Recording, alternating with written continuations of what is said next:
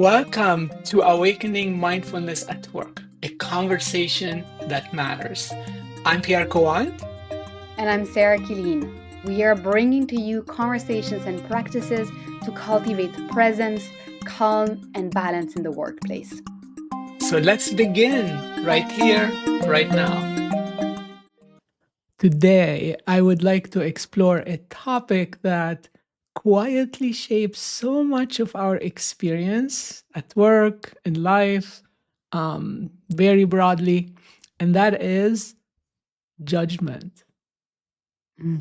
Judgment plays a role in how we see ourselves and how we relate to each other, how we interpret what's happening, and that means also how we feel, how we react. So much happens because of judgment. It's one of those topics that's so multifaceted. Probably we'll come back to it often in the future, not often but enough to cover more of these different facets. Now when we talk about it, we can easily notice that there are very different layers of judgment. So first, for instance, there is self-judgment.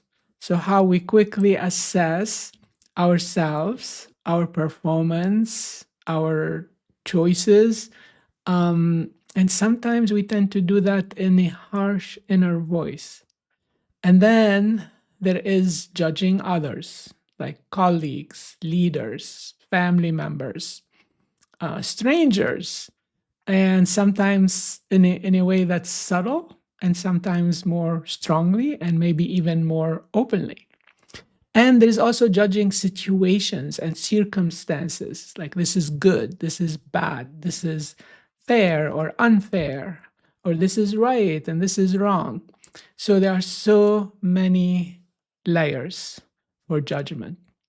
Now, in many ways, judgment is completely natural. Our brains are actually trained to evaluate and to assess.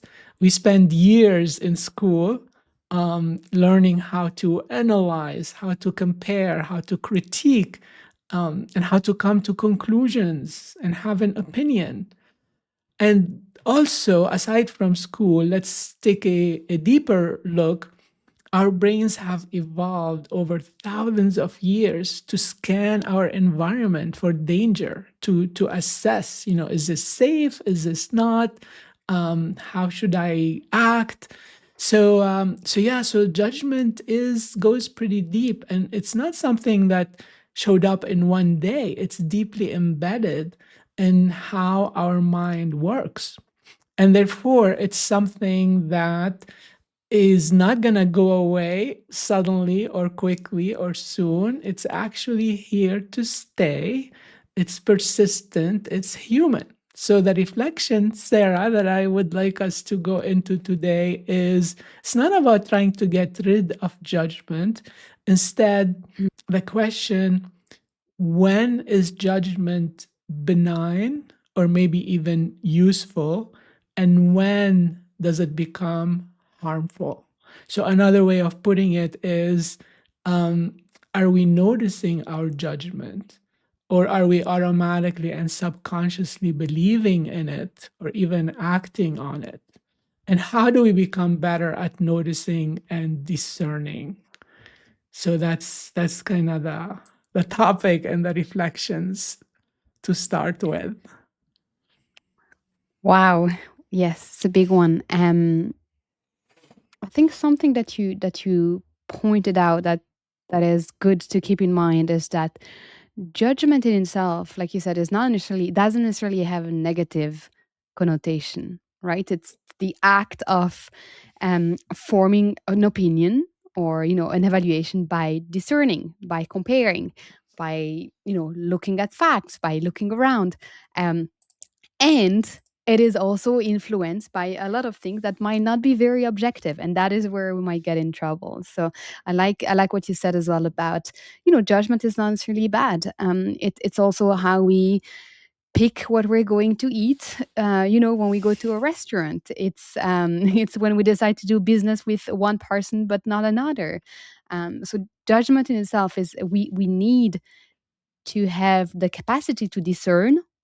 So maybe that's one nuance that I found really helpful, in the past when working with judgment, is when does discernment move into um, like a charged judgment? When there's an added layer of sometimes emotionality, or not looking very objectively at the different options, especially if they include people, actions, behaviors, how we feel about them. There's so much that come into play, like you said, that is very often not about them, not about the situations, not about the choices, not about the options, but about us. So this word that you use, noticing, is one we often come back to, just the noticing where it's coming from. If I'm in the middle of some analysis, or comparing, or assessing, or we could call it judging, where is the line between looking at all those facts, and those especially if there's a person, what the person does, what they look Yeah. like, what they think Yeah. objectively, and when do we interject, when do we project something that actually ours, our fears, our insecurities, our own triggers. And very often when we judge someone very strongly, it means, if we're talking about judging people right now in this very particular context, it means they've touched something very sensitive in us. They either are there's either behavior that in some way is triggering us. So that's something to look into, noticing why am I judging right now. That's a great angle. And I think that brings the question, is judgment really about the other person, or is it about me? And about how I view the world. And as you mentioned, it's probably also have potentially some biases included in it, maybe some defensiveness. Maybe I'm judging because it makes me feel better, because I'm noticing something I don't have, and therefore judging is a way to escape that. So yeah, there can be so much behind it. But I'd like to go into something we both mentioned a little earlier, this idea that forming opinions can be pretty objective and useful. But then going into judgment might have some negative, harmful effect. So where is that boundary? Like when do we cross that boundary between this is an opinion and this is my view, my perspective on the issue, or the person, or me? And then when does it become crosses that and Hmm. becomes more not so constructive? Hmm. Very good question. So I think there's a few elements there. The first one is, do I keep it for myself, or do I spread it? If I have an opinion on something or someone, the amount of harm it could, it could create, depends on whether I keep it for myself, and it might become just my own bias and my own little thing to deal with, or it could become extremely, extremely harmful. As I spread that judgment, that is actually just mine, and just the way I view things. And if I express that in a way that is very, this is right, this is wrong, this is my opinion, this is my judgment, that is where we can end up creating harm. I think that's just one element. First of all, is what do I do with this judgment? Do I keep it to myself, and maybe help me? Does it inform me on what to do next, or on what's the yeah what do next, or am I using it in one way or another to get more power, or to rise in one way or another, whether it's in terms of social status, in a group, in friendships, in politics, at work. Am I using it for something? Am I using it as a weapon, that opinion that I have, or that judgment? So I think that's one element. That's an important element, by the way. Like how am I channeling it? How am I using it? I could be using it for good things, for being informed, making good decision. Am I using it to in a way that can cause harm to somebody or to myself? Yes. Yes. What's the purpose? How am I using that opinion I have formed? And then I think another element is, again, I think there are nuance between discerning and judging in how we've been speaking about it. So discerning is, you have the pros and the cons. If you're looking at an option, if you're looking at someone, you see that they might be imperfect. There's the strength and there's the weaknesses, or there's something that's a bit different than what you usually like, or all those things, and you can notice them.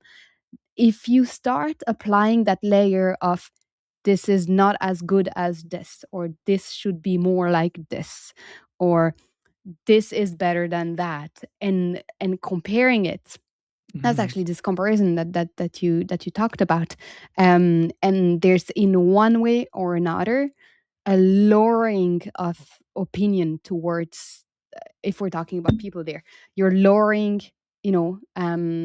almost the worth of someone in that sense, kind of narrowing down on imperfections, or things that you notice, or ways that this person could be better, should do better, should be different, or could do something different.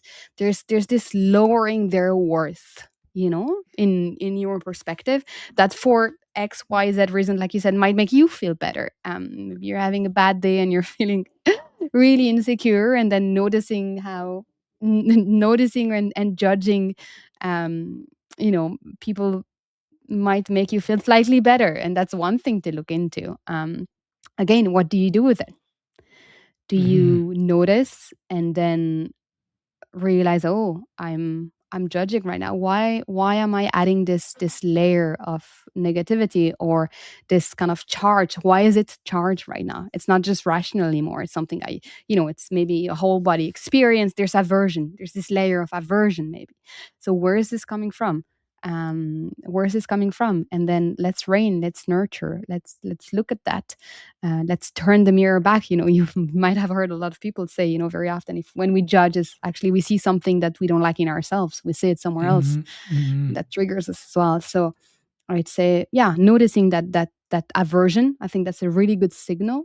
And then there were a lot of different elements in there, and I might be lost, actually. What was your question again?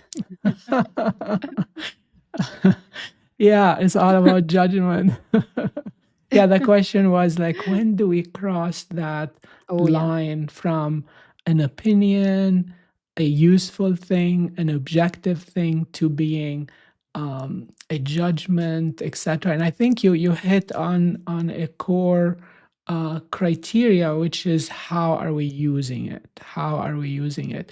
And I would also add to that, how objective versus distorted that judging thought is. So if it's an objective, relatively objective, of course, this is also a spectrum, versus being very subjective and maybe distorted, that goes into over that boundary into the world of judgment. It's a good thing to reflect on. And I think something we mentioned but we didn't expand on is self-judgment, which is actually something that's so common that we all do. And that is, when it's harsh, that is pretty harmful to us, and that also might then reflect into the need to judge others, and makes judgment even more so. And two things there, I think. that are relevant for both, judgment and self-judgment. Two things is first of all, tolerance, and second of all, expectations. So when do we tend to judge, others and ourselves maybe more strongly is, first of all, when we have expectations. So this is something, again, it's about us. What are our expectations? And this is very closely linked to tolerance as well, but that's more, well, that's for both for us and for others. But if someone doesn't meet those expectations for one way or another, and those expectations were ours in the first place, they might be other people's as well, but when someone is a little bit outside of the frame, how do we feel about, how open are we to that? So that tolerance, that window of tolerance of how open are we to someone not fitting the picture, or to a situation, or a dynamic or interaction not fitting that picture that we have drawn in our mind, and that expectation. And I think that's a key, for both judgment and self-judgment. Yeah. And extending on that, so it's meeting expectations, and also how does it fit into our value system?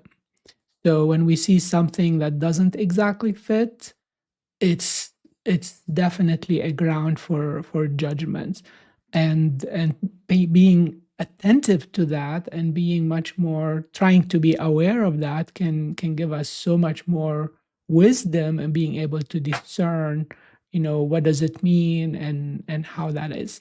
Now, I can tell already, Sarah, we're going to have several follow-up episodes on this topic, and I think today's kind of initial conversation is going to highlight, when we listen to it, it's going to highlight to us areas where we really want to go back and visit.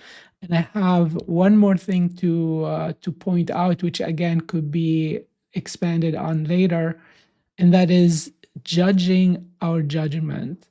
So that's where our mind can go. So there's a judgment that shows up. It could be self-judgment. It could be judging someone else. And then there is another layer of judgment that judges the judgment, that says, oh, you shouldn't judge, or, what a harmful thing to do to judge. So now we get caught into the second layer of judging our judgment. And then you can imagine more layers starting to pile up on this. And that's back to our mindfulness practice of, when judgment comes in, instead of going into that resistance and we shouldn't do this or whatever else, to really treat ourselves with kindness, and to recognize, this is here now, and it's okay. That's what our minds do. And then going back to the discernment, where does it fit, why, and how can I be mindful in the moment? So that's just one more thought. So I'll let you give us a closing thought, or whatever else was on your mind before we conclude. Yes, I had a closing thought, but that's actually going to start a whole new episode. So I think I should keep it to myself. But it's something around identity as well. How we make our judgments build identities, other people's identities in our heads, and how we tend to sometimes put everything in the same bucket. But that's another episode. So I think for now, maybe just an invitation to reflect on this nuance between discerning and judging. And even just hearing those two words, does it feel different to you? How do those two words resonate, even in the body, as you hear these? Discerning, judging. Yeah. Noticing. Thank you. Yeah. So let's leave with this reflection, and we'll look forward to continuing the conversation.